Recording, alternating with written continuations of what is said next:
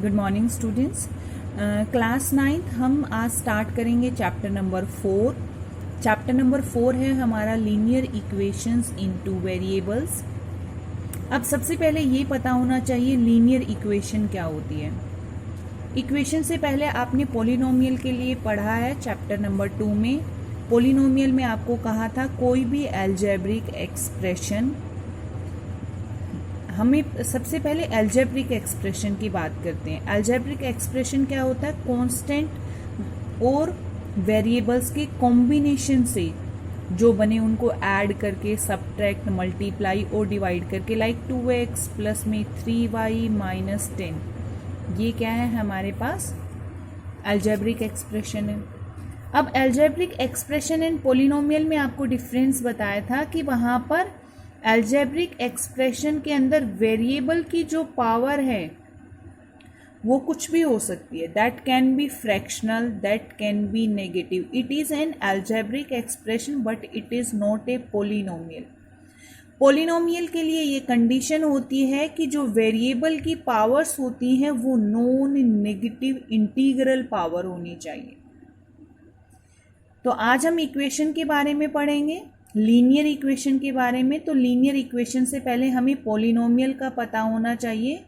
Polynomial एक ऐसी algebraic expression होती है जिसकी वेरिएबल की जो पावर है वो नॉन नेगेटिव इंटीग्रल होनी चाहिए। That is called polynomial. अब पॉलिनोमियल से हम आते हैं इक्वेशन के ऊपर।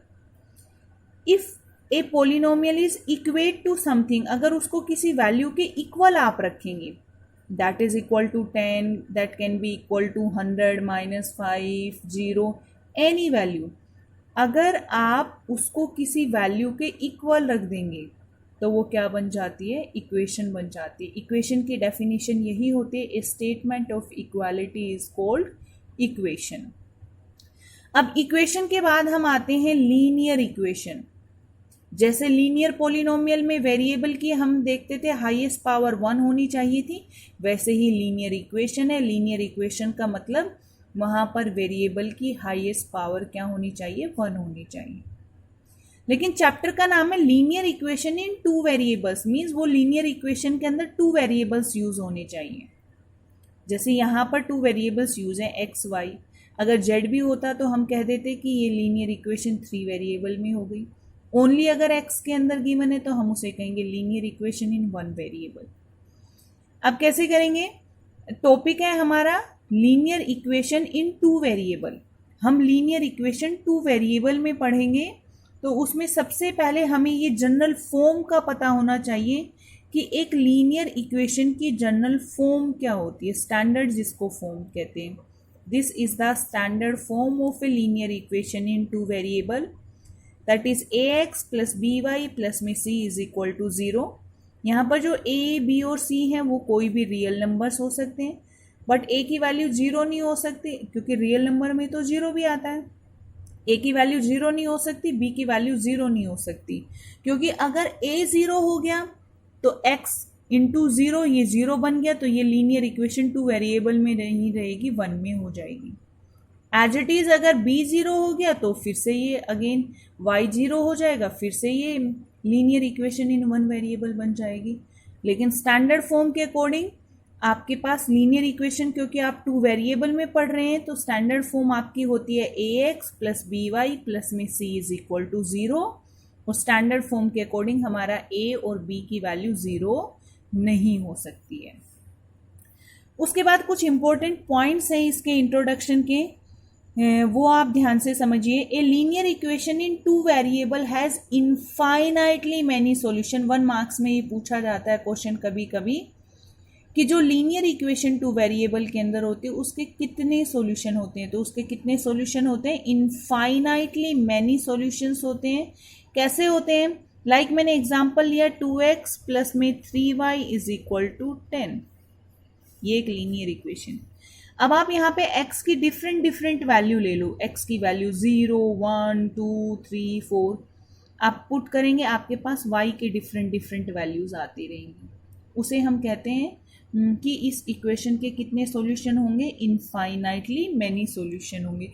आगे भी हम इसको पढ़ेंगे। अगर ये इक्वेशन ऐसे पेयर में हो जाए, 2 इक्वेशन हो जाएगी, तो फिर उनके कितने सॉल्यूशन होंगे, तो उसको डिटेल में हम बाद में पढ़ेंगे 10th क्लास में। अभी आपको ये देखना है, अगर लीनियर इक्वेशन इन 2 वेरिएबल आपको गिवन है, ओनली 1 इक्वेशन कितनी होनी चाहिए, ओनली 1, तो उसके कितने सॉल्यूशन होते हैं, इनफाइनाइटली मैनी सॉल्यूशंस।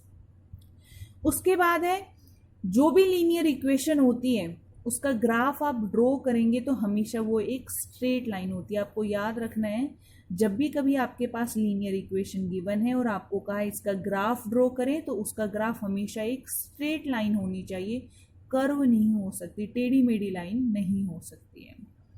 उसके बाद का the graph of x equal to A, X equal to A आपको कोई भी पॉइंट गिवन हो सकता है। ए का मतलब वो 2 हो सकता है, -3 हो सकता है, 5 हो सकता है, any number.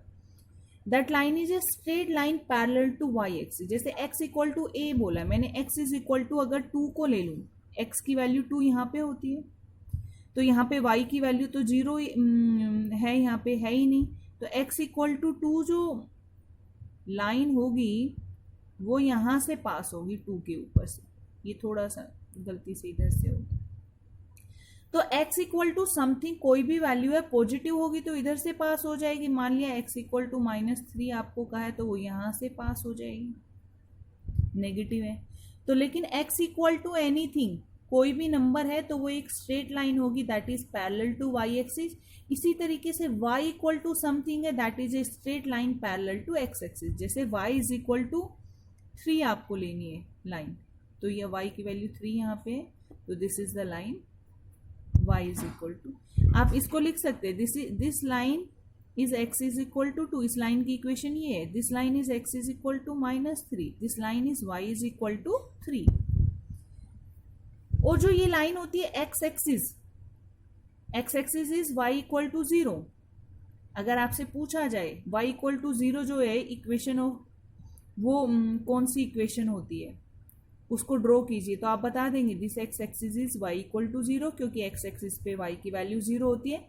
This y axis जो होती है वो x इज इक्वल टू 0 होती है, इसकी इक्वेशन क्या होती है, x इज इक्वल टू 0। ये मैंने बताया हुआ है, x equal to 0 is the equation of the y axis and y equal to 0 is the equation of x axis. ऐसा इसलिए है, x एक्सिस पे y की वैल्यू 0 होती है, तो इसे हम लिखते हैं y इज इक्वल टू 0। जो x एक्सिस है इसकी इक्वेशन होती है y इक्वल टू 0, और y एक्सिस जो होती है इसकी इक्वेशन होती है x इज इक्वल टू 0।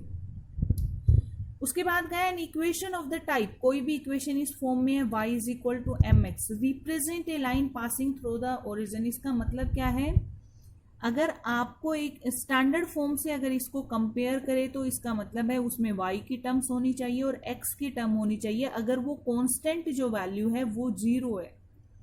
अगर c की वैल्यू क्या होती है, 0 होती है, सिर्फ x एंड y की टर्म्स है, तो हमेशा वो लाइन, जिस लाइन का आप ग्राफ ड्रॉ करेंगे तो वो हमेशा ओरिजिन से पास होती है। कहाँ से पास होती है, ओरिजिन से। ये पॉइंट्स आपको इसलिए बताए गए हैं क्योंकि MCQ क्वेश्चंस जो आते हैं, 1 मार्क्स के क्वेश्चन होते हैं, वो इसी इंट्रोडक्शन से ही पूछे जाते हैं। This is all about the introduction of chapter 4। अब चैप्टर 4 के इंट्रोडक्शन के बाद अब हम स्टार्ट करेंगे exercise 4.1। Exercise 4.1 is having only 2 small questions. सबसे पहले क्वेश्चन नंबर 1 देखिए। क्वेश्चन नंबर 1 है, the cost of a notebook is twice the cost of a pen. एक नोटबुक की जो कॉस्ट है वो पेन की कॉस्ट से डबल है। Write a linear equation in 2 variable to represent this statement. इस स्टेटमेंट को रिप्रेजेंट करने के लिए एक लीनियर इक्वेशन आप लिखिए, बनाइए। और हिंट में कहा है, take the cost of a notebook is ₹X and the pen of is ₹Y। तो हिंट से पता ही है, तो आपने कॉस्ट ऑफ नोटबुक ले लिया ₹X, कॉस्ट ऑफ पेन हो जाएगी ₹Y। लेकिन लीनियर इक्वेशन अब आप क्वेश्चन के अकॉर्डिंग करेंगे। क्वेश्चन में कहा है पहले से ही, जो नोटबुक की कॉस्ट है वो पेन की कॉस्ट से ही डबल है, अब इक्वल कब होगा, जब पेन की कॉस्ट को भी 2 से मल्टीप्लाई कर देंगे तो दोनों की वैल्यू, मान लिया आपने नोटबुक 20 रुपीज की है, आपका पेन 10 रुपीज का है। अब इक्वल का साइन, तो इक्वेशन कब बनती है, लीनियर इक्वेशन बनाने के लिए बोला ना, इक्वेशन तब बनेगी जब इक्वल का साइन आएगा। इन दोनों के बीच में इक्वल का साइन कब आएगा, जब दोनों की वैल्यू क्या होगी, इक्वल। लेकिन ये पता है हमें नोटबुक की जो कॉस्ट है वो पेन की कॉस्ट से डबल है, तो पेन की कॉस्ट को 2 से मल्टीप्लाई कर दो, दोनों की कॉस्ट क्या हो गई है, इक्वल। आप इसको फर्दर सिंप्लीफाई करके लिखना चाहते हैं तो 2y को आगे शिफ्ट किया, ये हो गया x minus 2y is equal to 0। उसके बाद जो सेकंड क्वेश्चन है उसमें कहा है express the following linear equation in the form, जितनी भी लीनियर इक्वेशन है उनको स्टैंडर्ड फॉर्म में लिखना है। इस फॉर्म में ax plus b y plus c is equal to 0 और a b c की वैल्यू है वो आपको बतानी है क्या है। कुछ पार्ट्स मैंने एक्सप्लेन किए हैं, ऑल आर वेरी इजी, आप इजीली कर लेंगे। जैसे फर्स्ट पार्ट आपको गिवन है 2x प्लस में 3y इज इक्वल टू 9.35 बार गिवन है आपको, तो आपने क्या किया, इसको आगे शिफ्ट किया तो ये माइनस का हो जाएगा इक्वल टू 0, फिर आप लिखेंगे on comparing it with ax plus b y plus c is equal to 0। a की वैल्यू होती है, x का जो कोफिशिएंट है वो a होगा, y का कोफिशिएंट b होगा और कांस्टेंट टर्म आपका c होगा।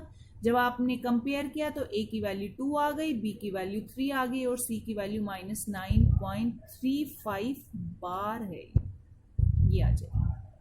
सेकेंड जो पार्ट है उसमें आपको गिवन है x माइनस वाई अपॉन में 5 माइनस 10 इज इक्वल टू 0। इसको जब आप कंपेयर करेंगे ax plus b y plus c is equal to 0 से, a की वैल्यू x का कोफिशिएंट 1 है यहाँ पे, y का कोफिशिएंट माइनस 1 अपॉन 5 है और c की वैल्यू माइनस 10 है। उसके बाद 8 पार्ट में आपको गिवन है 5 इज इक्वल टू 2x, आप इसको ऐसे लिखेंगे, 5 को इधर शिफ्ट किया, ये हो गया 2x minus 5 is equal to 0। a की वैल्यू स्टैंडर्ड फॉर्म से कंपेयर करना है, ax plus b y plus c is equal to 0 से, y की कोई टर्म नहीं है तो इसका मतलब y का कोफिशिएंट 0, इट मीन्स b 0 हो गया, कांस्टेंट टर्म माइनस 5 है, c की वैल्यू माइनस 5 हो गई, x का कोफिशिएंट 2 है तो x का कोफिशिएंट की वैल्यू क्या होती है, a की। इस तरीके से आप इस क्वेश्चन के बाकी के पार्ट्स आप अपने आप करेंगे। This is all about exercise 4.1।